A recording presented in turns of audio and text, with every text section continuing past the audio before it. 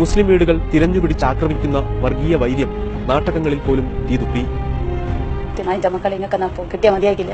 പൊടി ജീവൻ വേണേ ഓടിക്കും മറ്റേ പാട് വന്ന് എല്ലാ ഗ്ലാസ് കറിഞ്ഞ് പൊട്ടിക്കും. എല്ലാ സംഭവം ഒന്നുമില്ല, പുറത്തെല്ലാം പൊട്ടിച്ച് പോയി. അത് കഴിഞ്ഞ് ഇവർ പോയി കുറെ എല്ലാ പുറത്ത് നല്ല നഷ്ടപ്പെടുത്തിയിട്ട് അവർ പോയി.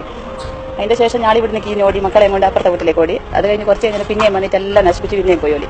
കാരണം മൂന്നാമത്തേൽ വന്നിട്ട് എല്ലാം ഉള്ളിൽ കൂടി കാര്യം വന്ന് എല്ലാ ഇതും കത്തി നശിപ്പിച്ചിട്ട് ഒന്നുമില്ല. മുസ്ലിം വീടുകളിലേക്ക് ഇരച്ചു കയറിയവർ കൊള്ളസംഘങ്ങളായി മാറി. സ്ത്രീകളുടെ സ്വർണ്ണാഭരണങ്ങൾ പിടിച്ചുപറിച്ചെടുത്തു. അലമാരകൾ കുത്തിത്തുറന്ന് പണം അപഹരിച്ചു. ഇനി എന്ത് ചെയ്യാനാണ് ഞാൻ ചോദിക്കുന്നത്? ആരാ ഇതിന് മറുപടി? ഇത് ഗവൺമെന്റിന്റെ കേസും കാര്യം എടുത്തിട്ട് എനിക്ക് കാലാകാലം വരെ വില ഇവിടെ നോക്കിക്കും. ഞാൻ അവർക്കൊരു സ്ഥലമില്ല. അവളെ സ്വത്തും കാര്യം പറ്റിയിട്ടാണ് ഞാൻ ഇവിടെ കൊണ്ടുവരാക്കിയിട്ട്. അവർക്ക് നിൽക്കാൻ സ്ഥലമില്ല. അനുകൂല ഞാൻ എനിക്കിപ്പോൾ ഇവരെ നോക്കിയിട്ട് നിൽക്കാൻ പറ്റും. ഞാനിപ്പോൾ എന്തായാലും ബാങ്കിൽ ഒരു ആധാരത്തിന് വേണ്ടിയിട്ട് ഒരു പൈസ അടക്കം വേണ്ടിയിട്ടാണ് ഞാനൊരു പൈസ അവിടെ കുറി വെച്ചിട്ട് അയച്ചെടുത്ത പൈസ. ആ പൈസയും കട്ടുപോയി. അത് ഇന്ന് ഞായറാഴ്ച ഇന്ന് റിപ്പബ്ലിക്കായി 2 ദിവസം കഴിഞ്ഞിട്ട് അയച്ചെടുക്കാൻ വേണ്ടി അയച്ചെടുത്ത പൈസയാണ്. ആ പൈസയും കട്ടുപോയി. ഇനി ബാങ്കിൽ അടക്കാൻ വേണ്ടി പൈസ ഇല്ല. ആ പൈസ അത് അങ്ങനെ കുറി വെച്ച് നടത്തിയ പൈസ അവിടെയും കടായി. സ്വർണ്ണം പൈസ എല്ലാം പോയിട്ട് എന്റെ പടുത്ത് കല്യാണം വെച്ചാൽ എന്റെ പയ്യന്റെ സ്വർണ്ണം കുറേ സ്വർണ്ണം എല്ലാം മോളാണ്.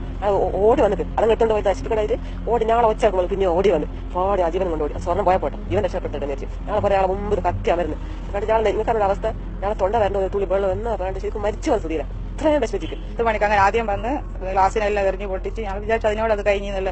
പിന്നെ ഒരു 12 മണി അങ്ങനെ ആയാല് ഈ ജനലിൻ്റെ ഉള്ളിൽ തീയിട്ട് അടുക്കള ഭാഗം പൊട്ടിച്ച് കയറുന്നതിന് മുമ്പ് ഞാനും എൻ്റെ മോളും കൂടി രക്ഷപ്പെട്ടു ഓടിയിട്ട്. പിന്നെ വന്ന് നോക്കുമ്പോൾ അയാളെ സാധനം ഒന്നുമില്ല, പൊളിക്കാതെ സാധനം കുറെ അതെല്ലാം കൊള്ളയടിച്ചിട്ട് 35 പവനും 2 ലക്ഷം ഉറുപ്പിക ഉണ്ട്, അതും നഷ്ടപ്പെട്ടു. നാദാപുരത്തെ മുസ്ലിം കുടുംബങ്ങളിൽ ഭൂരിപക്ഷവും പ്രവാസത്തെ ജീവിതോപാധിയാക്കുന്നവർ ആയതിനാൽ പാസ്പോർട്ട് അടക്കമുള്ള രേഖകൾ തിരഞ്ഞുപിടിച്ച് കത്തിച്ചു. സർവ തിരിച്ചറിയൽ കാർഡുകളും അഗ്നിക്കിരയാക്കി. സ്കൂൾ കുട്ടികളുടെ പാഠപുസ്തകങ്ങൾ പോലും കത്തിയമർന്നു. എടാ എങ്ങനെ സ്വന്തം നന്നാക്കുക? ഞങ്ങളെ ഭക്ഷണത്തിന്റെ കാര്യത്തിൽ ഞങ്ങൾക്ക് വലിയ വിഷമമല്ലേ? ഞങ്ങൾക്ക് ഭക്ഷണം ഇവിടെ ഇട്ടുന്ന സ്ഥിതിയിൽ റേഷൻ അരി വാങ്ങാൻ വരെ ഞങ്ങൾക്ക് കഴിയില്ല. ഞങ്ങളെ രേഖ വരെ ഇല്ല, ഇവിടെ റേഷൻ കാർഡില്ല, ഐഡന്റി കാർഡില്ല, ആധാറില്ല, സ്ഥലത്തിന്റെ ആധാറില്ല, ഒരു സാധനം ഇവിടെ ഇല്ല. എല്ലാം നശിപ്പിച്ചു. ഒരു സാധനം ഉടുക്കുന്ന തുണി വരെ ഇല്ല. ഞങ്ങൾക്ക് ഉടുക്കുന്ന മാറ്റുന്ന തുണി വരെ ഇല്ല. ആ കഷ്ടപ്പാടുള്ള 2 LCD കമ്പ്യൂട്ടർ പിന്നെ ട്രെഡ്മില്ല് എല്ലാം 3-4 ആൾ പിടിച്ചിട്ട് കയറ്റി മേലെ കൊണ്ടുവച്ചത്. അതെല്ലാം പുറത്തിട്ട് തീയിട്ട് വാതിൽ കുത്തി തുറന്ന് ബെഡ്റൂമിന്റെ ഡോറ് കുത്തി തുറന്ന് എല്ലാ സാധനവും വലിച്ചിട്ട് എല്ലാം ഒരു കുട്ടികളെ SLC പഠിക്കുന്ന ഒരു മാസമല്ലേ അതിന് പരീക്ഷയ്ക്ക് അവളെല്ലാ ബുക്കും കത്തിച്ചാണ്. ഡിഗ്രിക്ക് പഠിക്കുന്ന വേണ്ടുകൊണ്ട് എല്ലാ സർട്ടിഫിക്കറ്റ് എല്ലാം കത്തിച്ചാണ്. 10th എല്ലാ സാധനവും വലിച്ചു കൊണ്ടിട്ട് എല്ലാ കൃഷികളും നശിപ്പിച്ച്. ഇനി ഒരു സാധനം നമുക്കിവിടെ ഉപയോഗിക്കാൻ എല്ലാ പാത്രങ്ങളും, ഇനി ഒരു പാത്രങ്ങൾ, ഒരു സ്പൂണ്, ഗ്ലാസ് എല്ലാം നമ്മൾ ആദ്യം പോയിട്ട് നമുക്ക് ചായ കുടിക്കുക, വെള്ളം കുടിക്കുക ചെയ്യണം. എല്ലാം പോയിട്ട് ആദ്യം കടയിൽ പോയിട്ട് വാങ്ങേണ്ട അവസ്ഥ. ഒരു സാധനം വെക്കാണ്ട് എല്ലാം അടിച്ചിട്ട് അവിടെ പോലെ ആയിക്കാണ് ഇപ്പോൾ ഒരു സാധനം വെക്കാണ്ട്. പല സംഘങ്ങളായി എത്തിയ അക്രമികൾ വീട്ടുവളപ്പിലെ കൃഷി മുഴുവൻ വെട്ടിനശിപ്പിച്ചു. ജീവിതോപാധികൾ ഒന്നും അവശേഷിക്കരുതെന്ന ക്രൂരചിന്ത അക്രമി സംഘങ്ങളെ അന്ധരാക്കി. 3 ദിവസമായി കുഞ്ഞിനെ ഉറങ്ങിയിട്ട് അതിന് ഉറക്കത്തിൽ ഈ രംഗം ഓർമ്മ വരും. ഈ തീ കത്തിക്കുന്നു, ഉപയോഗിക്കുന്നത് 94 പോലെ ഇത്രയും കൊല്ലത്തിൽ സമ്പാദ്യം വെച്ചാൽ ഇതും അതും പൈതി ബാങ്കിലുള്ള കടാണിത്. നമ്മളാരും ഉദ്രവിക്കാൻ പോകുന്നത് ഈ നശിപ്പിച്ച കൃഷികൾ എനിക്ക് വേണ്ടിയിട്ട് ചെയ്തല്ലേ. ഇത് കൂടുതലും ഉപയോഗിക്കുന്നത് ഈ ഇവിടുത്തെ ഇടവക്കാർക്കാണ്. കുറെ ആൾ വന്നിട്ട് അതിന്റെ മക്കളെ ഞങ്ങളെ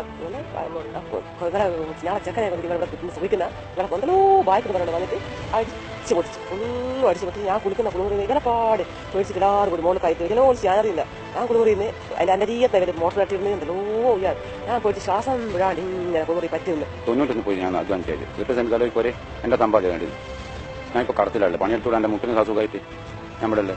അപ്പോൾ ഇതെല്ലാം അടിച്ച് പൊളിച്ച് ഇതെല്ലാം തകർത്ത് തീയും കൊടുത്തു. ഞാനും എന്റെ മക്കളും എന്റെ കുടുംബവും ഓടി രക്ഷപ്പെട്ടു.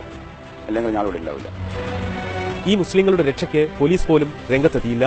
അല്ലെങ്കിൽ മതിയായ അംഗബലമില്ലാതെ പോലീസും നിസ്സഹായരായി.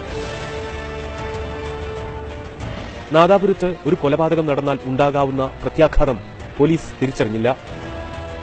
നമ്മൾ പറഞ്ഞു പോലീസിനോട്, സാർ ഇവിടെ ഞങ്ങൾക്ക് എന്തെങ്കിലും ഒരു പരിഹാരം കാണിച്ചത്, ഇവിടെ എൻ്റെ കാലിന് സുഖമില്ലാത്ത ഒരു വികലാംഗ പെങ്ങളുണ്ട് എനിക്ക്, അവളും ഞങ്ങളും കുറേ കുട്ടികളും ഉള്ളൂ, എന്തെങ്കിലും ഒരു പരിഹാരം കാണിച്ചാന്ന് പറഞ്ഞിട്ട് നമ്മളോട് പോലീസുകാർ പറഞ്ഞത് പിന്നെ നിങ്ങൾ അകത്ത് കയറി വയലസ് ആണ്, നിങ്ങളെ പുറത്തിറക്കണ്ട, നിങ്ങൾ എവിടെയും പോയി രക്ഷപ്പെട്ടോ. നമ്മൾ എവിടെ രക്ഷപ്പെടേണ്ടത്? നമ്മൾ ഒട്ടാകെ ചില്ല കാലിന് നമുക്കാണെങ്കിൽ അപ്പുറം ഇപ്പുറം ഓടി മാറാൻ പറ്റും. എൻ്റെ പെങ്ങൾക്കൊന്നും ചെയ്യാൻ പറ്റില്ല, കാലിന് സുഖമില്ലാത്തവളെ 3 ആരെങ്കിലും പിടിച്ച് കൊണ്ടുപോകണം, 3 ആൾക്കാർ പിടിച്ച് കൊണ്ടുപോകണം അവളെ.